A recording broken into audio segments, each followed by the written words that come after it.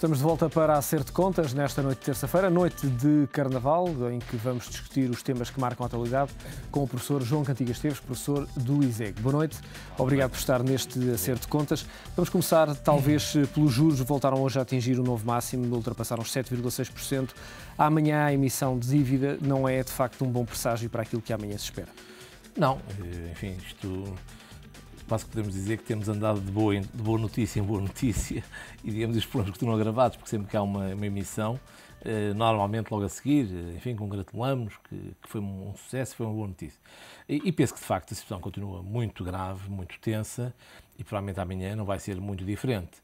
Essencialmente, o que tem acontecido é que tem havido alguma procura, se bem que também importa dizer que, por vezes, enfim, não se percebe muito bem, vamos chamar a qualidade dessa procura, isto é, quem está, digamos assim, a comprar a dívida pública, mas com taxas crescentes de emissão para emissão.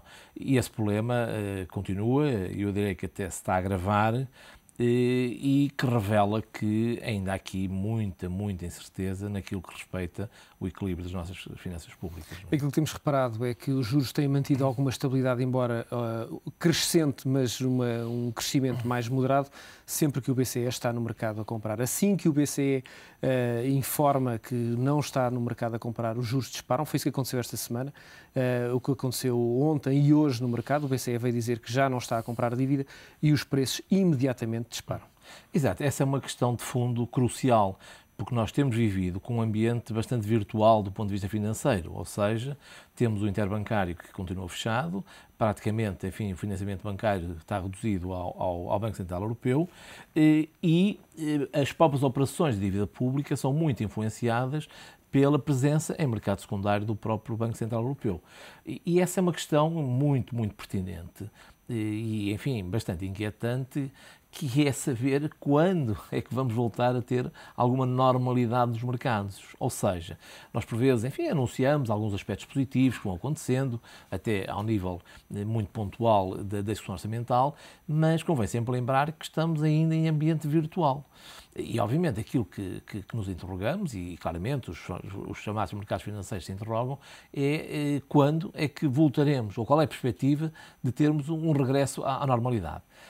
Neste caso, eu julgo que há aqui algo novo também, porque houve uma alteração dos ratings da Grécia, os gregos protestaram muito, mas aquilo que de facto está em causa, no limite, é que mesmo com as ajudas europeia e, eventualmente, o Fundo Monetário Internacional, a conclusão a que se chega é que são insuficientes. Ou seja, por vezes julgo que há agentes políticos que se apressam a criticar e até a dizer que os apoios são errados. Ora bem, não são. Aquilo que infelizmente se passa é que são insuficientes, porque quando há a intervenção do Fundo Europeu e eventualmente também o Fundo Monetário Internacional, aquilo que se passa é um pouco tentar estancar a ferida, perdoam-me, digamos, a linguagem, mas o problema que se coloca é e tudo o que está para trás. E tudo o que está para trás refere-me em particular à enorme dívida pública.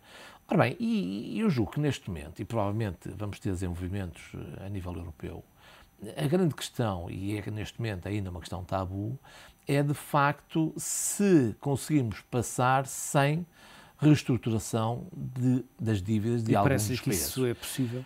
Eu julgo que neste momento é muito difícil, ou seja, repara, quando nós olhamos para o volume da dívida pública, mesmo no nosso caso, nós estamos com 150 mil milhões, não é verdade? Mesmo com o esforço que está a ser feito, mesmo que corra bem em 2011, o objetivo é um déficit de 4,6%. E o objetivo continua a ser um aumento crescente da dívida pública. Portanto, aquilo que os mercados financeiros interrogam, e os credores em particular, é uma questão muito pertinente e que está em cima da mesa, que é quando e como é que estes países conseguem amortizar a sua dívida. E, portanto, o que nós assistimos também, do meu ponto de vista, nestas taxas de juros, é claramente um prémio de risco. Um prémio de risco que, de alguma forma, está a incorporar, não quero quantificar, mas uma probabilidade de incumprimento por parte de alguns destes países, ou seja, da obrigatoriedade de vir a ser feita uma reestruturação da dívida.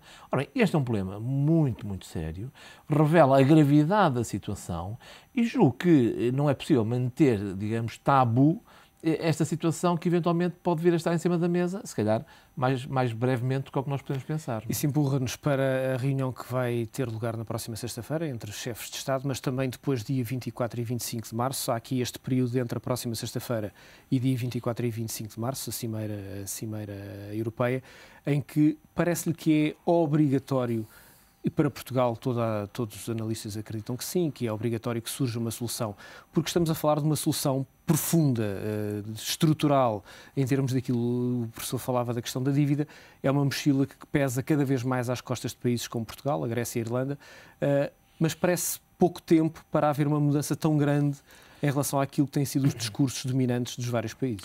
Exatamente. Se é verdade que a zona euro, e nomeadamente termos uma moeda única, deveria ter ido mais além e estudar, digamos assim, o que fazer em determinadas situações quando um país está aflito, a verdade é que eu estou totalmente de acordo que neste momento não há tempo sequer para grandes reformas e, em particular, reformas estruturantes.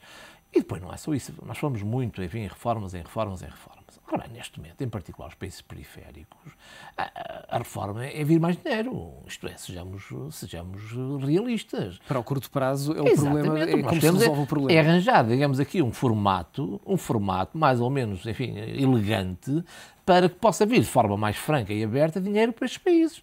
Ponto final, parágrafo. Ora, e voltamos à questão de fundo. Eu julgo que neste momento o que vai estar em cima da mesa, e repare, a solução não é nada fácil, primeiro, vai ou não ser abordada a questão da reestruturação. E o que é feito caso isso aconteça? Porque neste momento, uma das grandes fragilidades que nós temos é, primeiro, o país em causa, mas também a zona euro e a própria União Europeia, primeiro, quais são os danos de uma eventual reestruturação da dívida, e aí sim, o que fazer. Ora bem, e nada disso. Quando o professor fala em danos, quer referir-se exatamente aqui a danos políticos também, mas também económicos. E de credibilidade, sobretudo económicos e financeiros, porque naturalmente. Aquilo que é a credibilidade do euro. Exatamente. O que é a reestruturação da dívida? É dizer aos credores, desculpem lá, mas vão receber 80%, 70% daquilo que investiram. Obviamente que isso é terrível, obviamente que os mercados financeiros e os credores vão ficar claramente, perdoa uma palavra, queimados. Portanto, a questão é que aí sim é preciso saber como agir. Haverá uma garantia por parte da zona euro que diz, ok, pelo menos garantimos 80% da dívida? Ou qual é o limite máximo onde, eventualmente, quem emprestou dinheiro pode vir a perder em termos de capital? Portanto, eu julgo que é esse ponto, neste momento, tabu, que, ainda que haja mais fundos, ainda que se alargue o fundo europeu, eventualmente até em articulação com o Fundo Monetário Internacional, a questão é que garantir financiamento é ótimo, naturalmente, digamos, liberta essa pressão dos mercados se tivermos a garantia que temos assegurado financiamento para os próximos tempos, mas a questão que continua de pé é exatamente quando é que vamos conseguir amortizar. E repare, não há nenhum plano sobre isso. Nada é dito destes países. Quando é que, por exemplo, tencionam começar a pagar a dívida? Como sabe, estamos a contrair dívida para pagar a dívida. E esta é uma questão premente. E, portanto, desta reunião, eventualmente, quando se fala na reformulação, quando se fala numa reforma de todo este mecanismo, para além do efeito imediato que é mandar mais dinheiro para estes países, muito bem, a questão é, e se não é suficiente? O que fazer caso um destes países seja obrigado a entrar em insolvência, a não cumprir os seus compromissos? O que é que vai acontecer? Quem atua? Com que condições? Eu julgo que essa vai ser, provavelmente, a grande questão em torno até de algumas garantias neste caso. Ora bem, isto tem sido um tabu, como se lembra quando a primeira vez que Angela Merkel falou e avisou os credores que as coisas podiam não correr muito bem, como sabe, caiu tudo em cima de Angela Merkel. Só porque ela pôs a hipótese logo muito no início de eventualmente ser necessário fazer alguma reestruturação que passa naturalmente pelos credores ficarem sem algum do seu capital. Ora bem, isto é muito complicado. Antes desse passo necessariamente complicado, a reconversão da dívida de cada um dos países em eurobonds poderia ser uma solução, trocar ou amortizar a dívida existente e trocá-la por obrigações europeias que têm obviamente um risco mais diluído nos vários países? Eu julgo que sim, há seguramente vários mecanismos, mas infelizmente é uma corrida contra o tempo. e estamos claramente o tempo a fugir e nós a demorarmos a tomar medidas.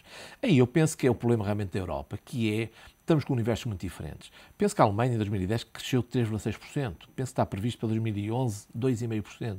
Ou seja, estas são as realidades. Muito longe daquilo que, que são os nossos números. E, portanto, nós sabemos, há problemas na Alemanha e ainda não há uma certeza clara de que estes países estão realmente a cumprir aquilo que é necessário fazer.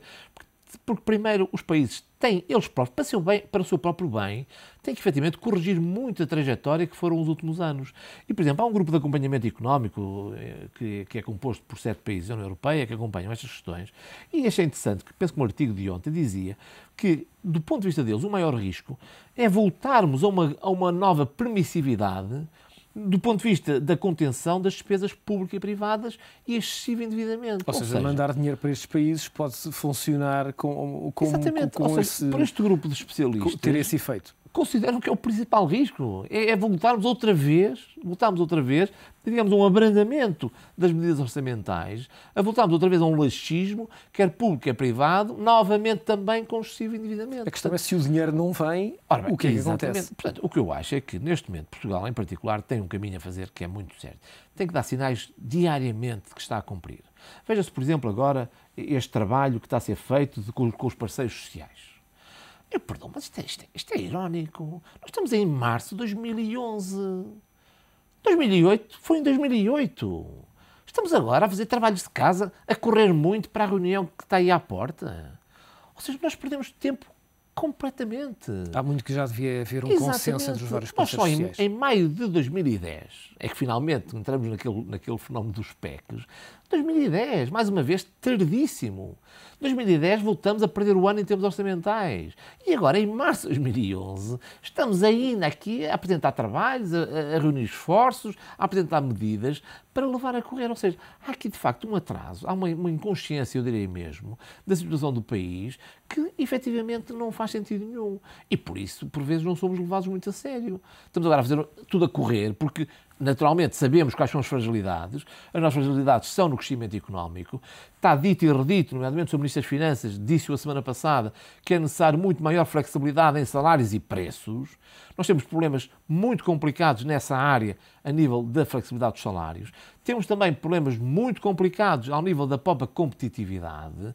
Mas ainda andamos aqui um pouquinho no início da discussão. Um estado de negação e agora há pressa a arranjar medidas para levar a Bruxelas. Portanto, ou seja, eu acho que há aqui um problema nosso, que é muito nosso, que é de definir um rumo, agarrá-lo e diariamente mostrar números e medidas de que, efetivamente, para o nosso próprio bem, estamos a reequilibrar e, em tempo útil, as nossas finanças públicas.